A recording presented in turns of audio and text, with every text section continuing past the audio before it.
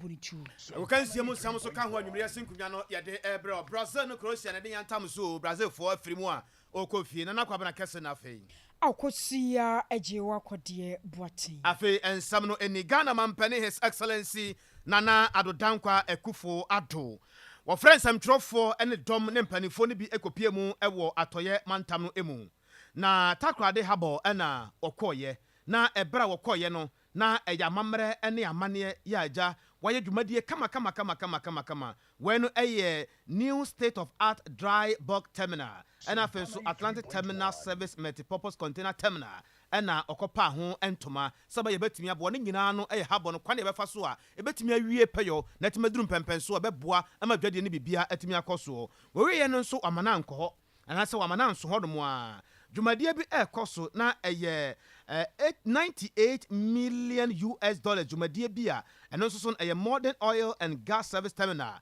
eno nso so na dwumadie no ekoso ye jawhe na wode aso ebo fomu dwumadie ni nyina mu no wampani na Adodankwa Akufo Addo to no bo ase a wode asem ma wiase ne samtwerefo. I'm very happy to be back in Takoradi. Doubly so, because my presence here is for 4 good reasons. Firstly, to commission a new state-of-the-art dry bulk terminal. Secondly, to commission the Atlantic Terminal Services Container and Multi-Purpose Terminal. Thirdly, to cut the sword for the construction of an oil and gas services terminal. And lastly, to launch Prime Meridian Dock Company's floating dry dock. These interventions will enhance cargo handling capacity, maintenance and repair of ships, and also meet the demands of the riggers of the oil and gas services sector within the Takoradi Port Enclave.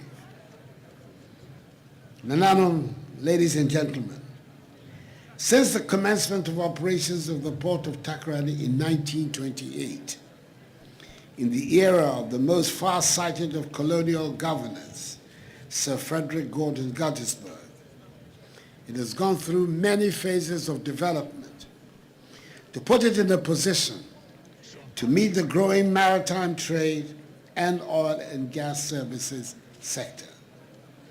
Its expansion and transformation have an overarching objective of expanding the Ghanaian economy while boosting trade, regional and international trade. I'm here today because government is determined to improve maritime trade and position it as a major economic growth engine.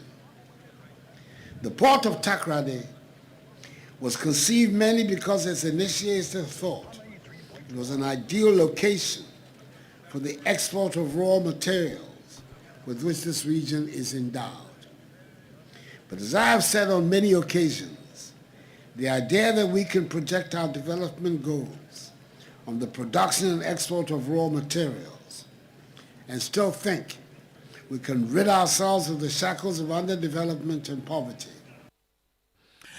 Ene ya etwagu ye Ghana mampani His Excellency Nana Adodankwa Akufo Addo. Na o my Ghana ya mamra mu no mra na maho kwa fefe sa aban bia betena konya so mampanyini wobetumi apao aya jaja hodro bi sane be ya ho asem be kwamra shebedwafie na wan matena so age atum enam so America say mra shebedwafo anadadua wan mokokotena asem ajajefo nan ya mampanyi bo won mu din no wan magye emumienu atum. Justice Francis Aka Ayensu ana Justice Samuel Kwame Aduasi Edu wamo ani atemuafo a sebrede wonmo kwakode dwumaso ewo Ghana Supreme Court na anam so machiame hene a wo mrahye bedwafie wonmo nyamfo Alban Sumana Papen wakasa pi adiafa ho. Was the year meet of the current Chief Justice. They were called to the bar the same year, and she was an excellent student, and throughout she has distinguished herself a very deep, learned, professional lawyer. I don't know why it took that length of time for her to get to the Supreme Court. Justice Samuel Kwame Adibu Asedu, I've been questioning why he was in the High Court from 2006 to 2019. I just can't fathom why that happened. Because he's been a very excellent lawyer, judge, and in fact recognized internationally. And an academician, did very well at JIMPA, and the progress was so slow at the bench. I just couldn't imagine it. And he never went for anything apart from excellence. He had, on a number of occasions, talked about lawyers preparing and appearing before him, and talked about those who were not well prepared and those who were well prepared. So I think that we should really look at these matters and maybe, as one of them suggested, come out clearly to guide people on the benchmarks or merits or otherwise, or criteria in the assessment and appointment of judges to the Supreme Court. And what you know, appointment committee, yeah, warm rush, but your future tenany, ya watano. One more cry, sounds so rush, ni, ewa bequai, about 1 person so. One more for Joseph or Sewusu, one so a casawa bra, no other report no etuja. 4 appointments as justices of the Supreme Court. The Speaker, I will refer to the highlights, and I urge the Hunter Department to capture the report in its entirety. The Speaker, on Tuesday, July 26th this year, His Excellency the President, in accordance with Article 1442 of the 1992 Constitution, communicated to Parliament the nomination of 4 justices for appointment to the Supreme Court of Ghana. The Speaker, this report is in respect of 2 of them. The 2 are Justices Barbara Frances Akayinsu and Justice Samuel Kwame Adibu Asiedu. The Speaker, as is the practice, the committee referred to the Constitution of the Republic, the Standing Orders of Parliament, the CVs of the nominees, and some certified judgments of the nominees. The Speaker, pursuant to Order 172 of the Standing Orders, the names of the Supreme Court nominees were published in the newspapers for the attention of the public, and to also request memoranda from the public in respect of the nominees. The Speaker, the committee also sought information on the nominees from the Internal Revenue Authority, from the Ghana Revenue Authority, from the police, and from the National Intelligence Bureau. I was your way a year to Tinani appointment committee. Ya wa magana mra shebe jo fie wata one man. Ora Joseph was no nan watch no. Dom kuma no ba no dani ya mra shebe jo fie. Ye Rahana Idrisu wan so kasa sere I was ye nya mra ye beboa pa sane ye be ya. Supreme Court judge for one beko ho no. Wa mododo enkodoso. Tomorrow, if a particular president decides that he wants to appoint 25 justices of the Supreme Court, we will say because of jurisdiction, because of supervisory role, because of adjudicating role, it must be. That is what this constitution provides. But Mr. Speaker, it has always been my position that Ghana does not need more than 13 justices of the Supreme Court, because you can empanel from 5. The Chief Justice can empanel from 5, expand it to 9, and expand it to 13. That should be it. So this Parliament somehow must find a way to limit the numbers of justices of the Supreme Court that the President can appoint. We have seen President Akufo-Addo take full advantage of it. He has appointed more Supreme Court justices than any other president has done under the 4th Republic. It is within his right. It is within his power. It is within his mandate.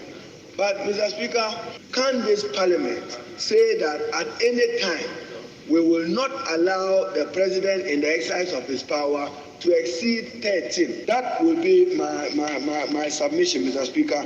So the justices appeared before our committee, as I said. They themselves are concerned about, I refer you to page 8. Minority leader no one monya for her na idrusu nana watchrim woni padodoa was a samrato so senior by a Supreme Court a judge for one more encodosu. Ye kwa Ghana marasebedwam ho abiemu na achiamehene ya wo Ghana marasebedwam Aban Sumana Kingsford Babin Warona Casabra na wote agwamu ena domkuma no ekopaja asem bi ba ya na nyina no CI a yisi no befa so betimi adi wondwuma eno ena owura Aban Babin de atodwa atrese se kasa asumdue wiase nyina ade bia ni bo dene ya betimi de atoto ho no ennuru asumdue fisa asumdue de ayade sane bo dene pa na echensi ka kokko nya ade se wono tie agwamu se PM anase wono tie agwamu se achiamehene no obetimi de omanya sumdue no atwifam. 60 Rule 2 says it shall be the function of the committee, which is business committee, subject to order 53, which is order of business, to determine the business of each sitting and the order in which it shall be taken, provided that the powers of the committee shall be without prejudice to the power of Mr. Speaker to determine which matters may properly be introduced into the House. I underline the proviso, Order 60, Rule 2. Order 160, Rule 2. I underline the proviso.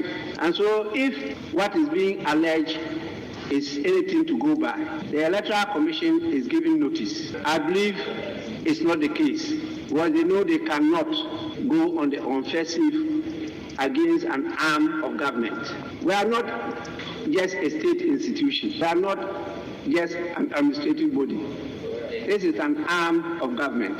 And when they talk about independence of arms, they really mean that neither arm, whether the executive or the judiciary, controls the other arm. We don't also control the executive, we don't control the judiciary. That is what they say. On an offensive, we passed the law to create the Electoral Commission. It was simply guaranteed in the Constitution, but we had to pass a law to establish it. I hope this is enough notice. I must be given the brief before I can exercise my authority to allow the business to be provided and presented to the House. But I'll cross-check to make sure that the official communication has been given. I don't take the peace of this country for granted, and I will not do anything to endanger it. I mean what I say. We yewura Aban Sumana Kingsford Babin na owie ye no ano domkuma na famu trene wasan ye marasebejane de ma de ya ewo banda ni tin ene owura Ibrahim Ahmed ono so wi asem ne sei for the country to move forward. But there are three controversial issues which we've been trying as a house to be able to consider. As I speak to you now, Mr. Speaker, the House, members of the House wanted to engage the Electoral Commission for briefing on a proposed constitutional instrument which is going to affect their constituents. And therefore, the request was for the Electoral Commission to appear before a committee of the whole and brief members to know what measures can be put in place to make sure that our constituents are not disenfranchised. Mr. Speaker, that request, when it was made, the leader of the House was of the opinion that the Special Budget Committee rather must engage the EC. And when the committee finishes, a report will be presented to the House for members to be able to be well informed or take a decision on the way forward. Mr. Speaker, that report has not been considered by this House. And when the Electoral Commission appeared before the Special Budget Committee, of which I am a member, she couldn't convince the committee. And therefore, the committee was of the view that the Electoral Commission and the National Identification Authority together must reappear before the committee for reconciliation of some figures. Because that report has not been taken, that meeting too has not taken place. Owura Ibrahim Ahmed wono domkuma no trene na wasan ye marasebejane de ma adese ya ewo banda abato mpesua no eso.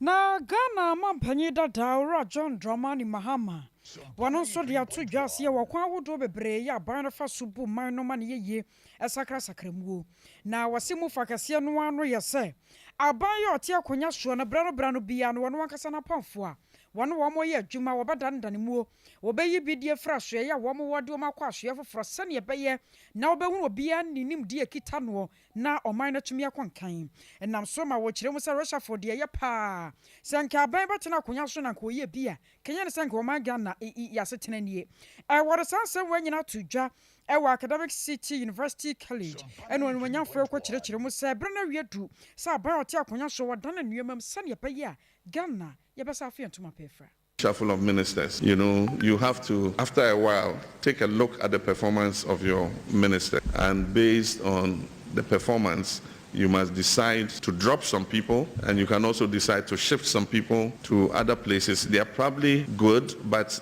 they are not finding their feet in the ministry you send them. And so after observing them for a year or two, you see that, look, this person will do better here because of these qualities he has. And so you move him there and you bring somebody else. Aside from that, sometimes you take decisions to move people because you don't want them to create kingdoms in the ministries in which they are. When the staff of a ministry or an agency know that this person is untouchable, then it does not bring out the best in them because they know, well, he's going to be there forever. And so even if he's doing the wrong thing, we can't say it, and it becomes like a fiefdom. And this is what is happening today. There are some of the ministers who treat the ministry like it's their property and that they brought it from wherever their hometowns are, and that they are the monarchs of all the survey in the ministry. And so they keep everybody, in fear of them. If me and President were children together, we played gata to gata. We went hunting with catapults and we climbed trees to eat mangoes and all kinds of things. So some people have known the president since, the point I'm just trying to make is that some people have known the president since they were children together. So somebody like that ends up in a ministry and he feels he owns it. And he says, hey, when me and the president were playing gata to gata, where were you? And so they might be taking the wrong decisions, but because the president doesn't have the courage to move them, then it becomes a problem. I was turning Kenya Kanema Penny or John Dramani Mahama. Afei ye ko kaswa na mfimfiri mantamu na yegyinai. Ghana Revenue Authority eye aban adwumaku a wo hwɛ sɛ ye bɛboaboa sika no ye bɛgyegye sika nketenkete na aboa no na nam so ma aban no anya sika na ɔde abɔ man hu bra. Nye sa ye nti sɛ de da ne da yenim sɛ Ghana Revenue Authority adwuma ne sitie no wo hwɛ sɛ bia ɛtoɔ nketenkete no mbɛgyegye na atimi aboa aban ne sika samu. Ɛno na wɔde wo mane kyerɛ mu ɛwɔ Chinese foi bi a waba Ghana ha ya wɔwɔ mfimfiri mantamu sɛ wɔkɔhwɛ na agya VAT ho nsensɛm ɔmatumi akɔgye. Na ɛbra ɔmkɔpie mu wɔ hɔ na Ghana Revenue Authority mpanifo ya ɛwɔ nkramantam no edi animu na ɔpani a wɔyɛ ɔsahena na odi ɔmani mu a ɔmokoro ɛyɛ Joseph Anan ɔmuduru hɔ pɛ ɛna China fo yi egya nkraman edigu saa mpanifo a ɔmokɔ na wakɔgye China fo VAT yi ho. Na owura anan nsɛm wɔde ma nsɛmtwerɛfo ɛkyerɛ sɛ miaya hodoɔ bi a ɔkɔyɛ no ɛyɛ Executive Quarry Site, Pilot Stone Quarry, Tonisco Quarry, ɛna afei nso Housing Quarry. Ɛbro ɔmo gye nteteɛ firi abambɔfoɔ nsɛm paa. Nti ɔmo kɔ baabi saa na sɛ eduru deɛ den de ma wɔn saa na sɛ ɔhaw ne amaneɛ no ano ɔden de ma na akɔyɛ bambɔsɛm a ɛnam so ɔmo agye nteteɛ ne nti no na saa nyansa ne nimdeɛ na ɔmo agye no na ɔmo atumi de ayɛ adwuma wɔ hɔ na abɔ nkwa ɛna afei nso agyapadeɛ ho ban.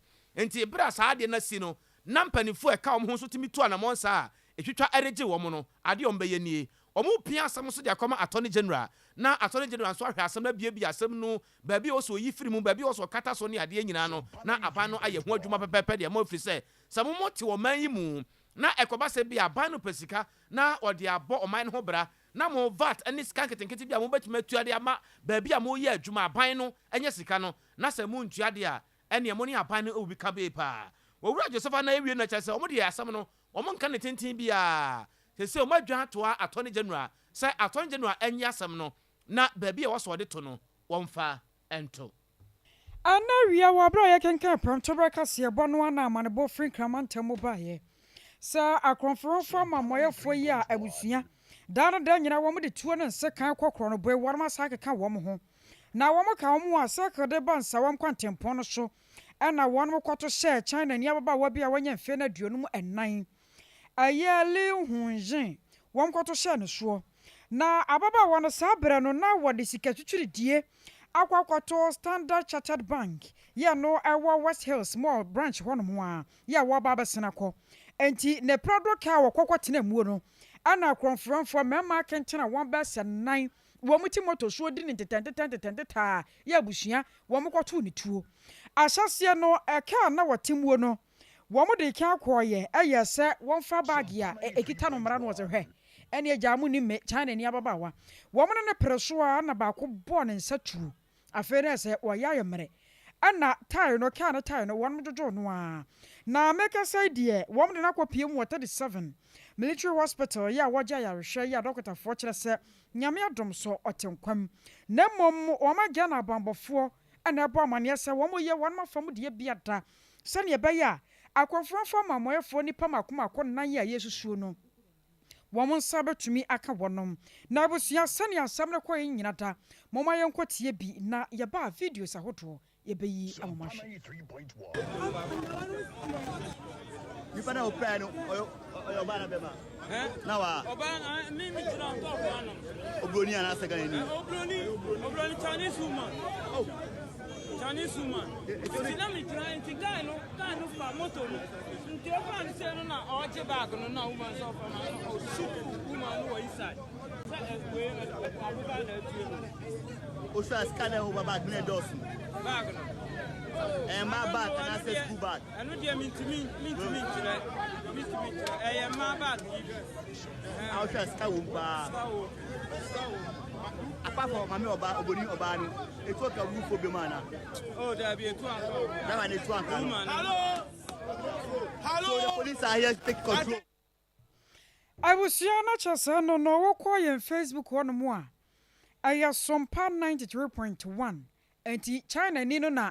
Nensa no benkum no na ya boni tuo nensa ne benkum no ana wo de ade tuntum asom kakra de ama no se ne be ya mogya no enso so ngu monte so eyawe wo sampa wi agedegedegede na kro no bo koso sa no abambofo hye ganafo nyina abo se won be ye won mafam de se ne be ya nyambra sam woni pa bi no pese won mu die ebra kakra ne ye kwakode puronya no sa ne yoma no nyina etu betwa Ghana integrity service for na etu anamo kakra na ne nyina no eye hwehwemu bi a wo ye na woni Ghana fo bi edi enkomo Ghana fo nsam wo mde to o manim e kire se omugye se nananom kwan wo fa so ya pepepe yo no ya gidie no omugye sa niema ne di yie pa ana bi so mo kire se da bi osum mu niema bi ho nso omugye di yie pa na kire se akoye nsam bebere ya ewo ho na eye International Anti-Corruption Day AICD ana naja Ghana Statistical Service so yade ho ehyemu a na ye hwesa de niema esi ekoro na enumom no mo kire se Ghana fo no bi wo ho no mo a wo busa na asem din wo sha asem ase akudu ba bi a na asem ase ne wura ya fi no ho kakra wo bi so ho no mo a woni masem a wo kapa wo de ye ntie se de Ghana fo bi tikire o madwe no akide ni nkomo bi sesi a ene Ghana fo ni so di abon kra chen bibia na wo ye kristo ni so a e me di abon nya wo de yes o ye ne se e fa manyame abo ni bia me ne plano o de manyame ni pa ni bu kwase akra e hu se eno no small time no oni akon be an fet chen se bobo ni bia obewu afi wiase a e kire no waje ne kwani ase bi odi ye kwani ka se bi odi ye waje aka ho de ho ti mom de se mi mom de kristo ni de so bi yo bani a ye me confirm se for manyame ska me de be port so far ene ochina enti so me pen passion na ne ye me de agina wo obi akoni be tese obi aye bone pa ene ko ene ko gina court a ne ye yi no na de wan ye bone na tu se ka me ma dwen no anyanya me suo pa ni sa me ka se me krom so obi yo bone wo de just 50 pesos obetima we ni pa ko so nyame nti eya na ye de ache eti de minim ni se so bi ye bone pa na me hia ni am trade me fa nkokọ be be kokọ ta me e bi se mi sika de ene de be fa na nanom side ene de simple abusia we ye Ghana fo bi sade omusi hunu omonema ne ongidie efresa nkrata sem no ebe che kofa lawyer na akoye tententente we de partial kire ne kire din Anwumere yene lawyer Dr. John Bedin ena AD enkomo. We private legal practitioner within the Juma ewo enkramantam papa Sompa FM sunio afisiapa. Yeah, I think about it. Papa Mr. Busa wapom te sen. Nyame adom na mo so e. Nyame adom. Brazil de o maye ya no maye ya yeguso ayeka ho asem ya. All right. Aba what nsem be say ya. Wo ye Ghana ni a eya wodi kan a wo te asem say ya wo fa ne sen. Pacho man ten papa. The line na say breaking akra. Wala roma gina so na tie nsem a Ghana fo bi kan. Pese wo te asem ye na me busa wasem mi fa asem a me busa wo no wala roma. Hello. Me ba ta wo te me nka. Asa wo kasa no wa chire kakra. Yen try bi. Me busa say de Ghana fo e kan se de omo si hunu nananom kwan ya omo fa so omo gye niema die se wo bi ye wade a senka bi ade me komera mu ono na wadan ne ho afa bankum so bi aduabo se bosom bi so ode ne beko se de Ghana fo bi esi hunu saa de no me pese wo tie de Ghana fo bi kan na ye din komo bi wada woroma amate tese obi aye bone pa ye ne ko gina court a ne ye yi no na de wan ye bone na tu se ka me ma dwene no anya nya me suro pa Nisa America se mkrom. So be your bonnet, would have just 50 pesos. Obeti marini ni papa, so nyamenti. Aya na de ache. Etu de minimum say, so be your bonnet pa na me me am trade. Me fan kokot. Be we kokot am e bi se misika de. E de be fa na nanom side. Dr. Mbacha wo ho. Hello doctor. Mbacha wo ho. Me wa na ai playback no nya clear papa. Wada roma. Ne nyina ene se. Ye busa se edie nti na ya beduru mpempen so bi se Ghana fo bi eda so gina nanom kwan bi ofa so ye niema bi se wo pe ne ha bi obi abu no kwase na opese ono so fa kwan bi so te ne ho na mom onfa nkomara mu. Wo ye mra nim ni eya wo te nsem bi se ya na ofa ne sen. Well, I don't know how I yes yatiti ye nyina ya entity it will be wow no so dia ni nim dia no sa na yatiti no say just say obi ya obone a bi asa kwan we na fafa so you know a upbringing, a cultural values and upbringing. Obi so hunu se mo amunimo mmara no se lawyer me ni wudi nkomo yi lawyer ni mo mmara no pa wo kena nyame ya adom a mekwa court na anadwe ma fa akira be hu lawyer mmara no nam bi pa lawyer se eye enti me ba fia lawyer sasa basa me so me mfa nche me ba wudua ana Pacho man you. Me say lawyer Mpacha what me nka say we check about the try you lawyer na me busa say ewiase a yewe obi ani ho a wo pa asisie me gidi pa sa asam a me de akwa asam di bia me dibem enam se me ni sika me ye hia ni nti na ye chim mensa na ye di asam na me obi a wo sika e ba sa na me hu se mo asisi mi a se me ba fia me so me fa me ho adwea bawudua eno so Pacho se me casa me tini nya clear here na me boa but them say uno the episode who say die identina ebinom efa emfamra kwan so na ye fa ebi abosom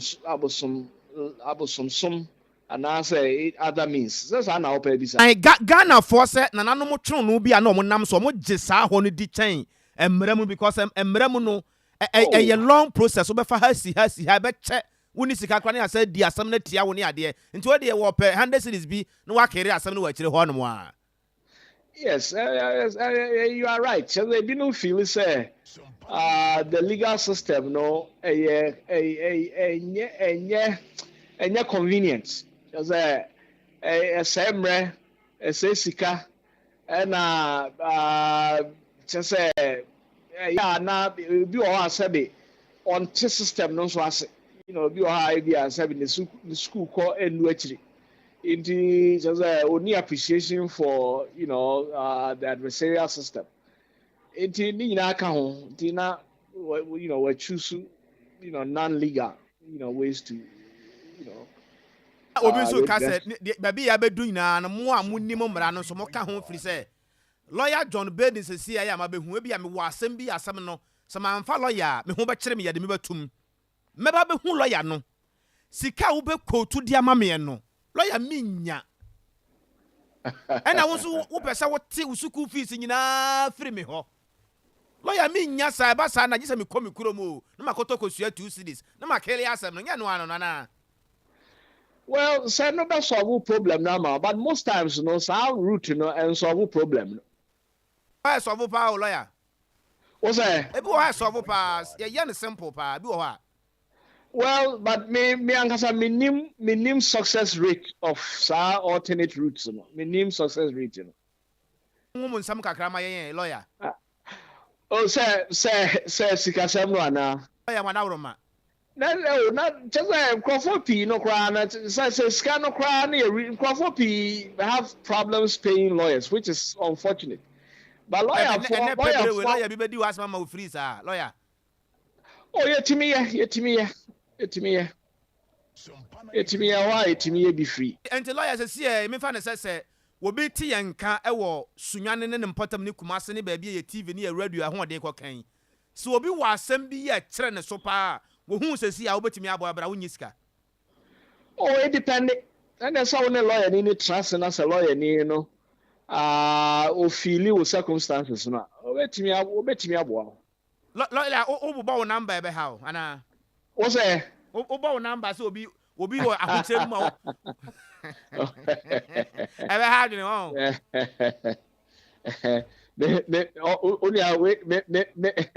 Hello. Lawyer me to nkapa. We are fancy amo because yeah ahaya kwa ho. But lawyer me sra mo say eto de bia ho. Ya na ye fa ne say ye hiafo no. Empempi no ya na mota mambra no kekere yen dodo. Lawyer na anye sa. O na lawyer ni na be mambra akekere ohiani. There be ohiani no I don't say. So woni memra eya won tanya from sopi na woni memra na sometimes there na wonam na wo fonfom so atiase lawyer ya na ha say ebi o ho a wo be prisons ahodo bi e wo Ghana ha say no ebi na wo hia just ebi a single lawyer bi kan sa nipa ya wodam nka bi anko wonam nanso nam se wa anya sika amfa lawyer nti na hello lawyer mbacha wote menka ya metonka de me pese me kan say sade e wusi ne ye di nkomo yi utumi say lawyer adwuma no kra bia wunya asa na akwafa lawyer enya de a ehu bi asa nanso Ghana ha ne ye wono Ghana asem bi no sabre nipa bi gu afiase a nkonya lawyer bi kura ma ne tie no keke a e bia sabre nko wondam ye kwayanim no. Oh, any I agree but I don't know to say people must have courage to look for lawyers. Now, me practice you must say, Obi Owa, one man a lawyer say, Bibi Tiano Ansan Waba. Obi Timi Kotasa say, one my lawyer need dinner Nima and Trasasem, or bet Tiasica Bebre, I fed your Huna Sasaseno, or register ye and Asa Asaseno 3 months Waba, Ansan Wa lawyer, and the Quanswa. So bibia wo ye bia sa won tiase na wo hia a counselor na wo kwa pe lawyer ni bi obetimi achechewu as an advice but kakra e betia ma lawyer ntina ye nye na ye ne number bi na ade na share wi ansa na yaba ya samu e do sometimes na ya elite e ba sa na musumu ko kwa aso ana obi timi ko minim ke obi atia sa se be $150,000 one for lawyer. See now then I just I before. Lawyer nkomo ye beto aso nyame yadom da foforo wada roma. What's that? Nkomo nyame yadom ye beto aso da foforo. Mate. Me da papa. Lawyer John Baden and